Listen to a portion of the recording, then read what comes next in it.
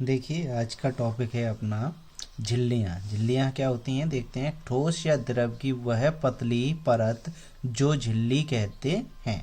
मतलब क्या हो, ठोस और द्रव की कैसी हो, बहुत पतली परत हो, उसको हम क्या कहते हैं, झिल्ली। ये कितने प्रकार की होती हैं, 3 प्रकार की होती हैं। कौन कौन सी? सबसे पहली ये आपकी है पारगम्य झिल्लियाँ। कौन सी होती हैं? वे झिल्लियाँ जिनमें से विलयन के कण दूसरी ओर निकल जाते हैं, उसे पारगम्य झिल्ली कहते हैं। जैसे कि अपने पास कोई विलयन है, तो ऐसी कोई झिल्ली हो जिसमें से उसके क्या हैं, विलयन के जो कण हैं वो दूसरी ओर आराम से निकल जाएं, उसको हम कौन सी झिल्ली बोलते हैं, पारगम्य झिल्ली। अब आती है अपनी अपारगम्य झिल्लियाँ। ये कौन सी होती हैं? वे झिल्लियाँ जिनमें से विलयन के कण दूसरी ओर नहीं निकलते हैं, उसे अपारगम झिल्ली कहते हैं। मतलब जो विलयन अपन किसी झिल्ली में डालेंगे तो दूसरी ओर उसको जो विलयन के कण हैं वो दूसरी ओर ना निकलें, उसको हम क्या कहते हैं, अपारगम झिल्लियाँ। वैसे ही अर्धपारगम झिल्लियाँ कौन सी होती हैं?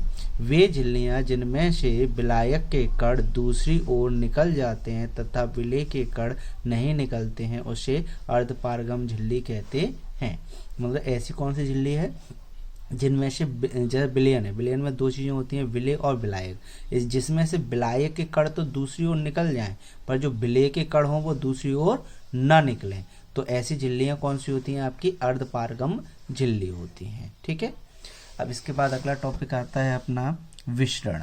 विसरण में क्या है? किसी विलायक में विलय को जब तक घोला जाता है कि वह समांगी मिश्रण बन जाए, इस क्रिया को दोहरी प्रक्रिया भी कहते हैं।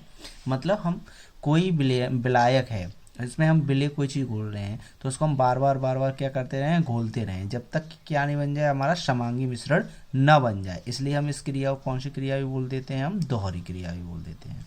अब आता है परासरण। ठीक है। विलायक के अणुओं का कम सांद्रण के विलयन से अधिक सांद्रण विलयन की ओर अर्धपारगम झिल्ली में से प्रवाहित होता है, उसे परासरण कहते हैं। इसमें क्या चीज़ होती है अपनी, कि जो विलायक है वो कम सांद्रता से किधर जाता है, अधिक सांद्रता की ओर जाता है, उसको हम क्या कहते हैं, परासरण कहते हैं। ठीक है। इसी प्रकार से इनका अंतर आता है, परासरण तथा विसरण में अंतर। परासरण दाब में क्या होता है, परासरण दाब होता है वो अलग चीज़ होती है, परासरण क्या होता है जी, अलग होता है। तो देखते हैं पहले परासरण में। परासरण में अर्धपारगम झिल्ली की आवश्यकता होती है, विसरण में अर्धपारगम झिल्ली की आवश्यकता नहीं होती है। ठीक है। परासरण में क्या होती है, अर्धपारगम झिल्ली की आवश्यकता होती है, पर विसरण में अर्धपारगम झिल्ली की आवश्यकता नहीं होती है। इसी प्रकार से परासरण में केवल विलायक के कण प्रवाहित होते हैं। जो परासरण होता है उसमें केवल क्या होता है, विलायक के कण प्रवाहित होते हैं।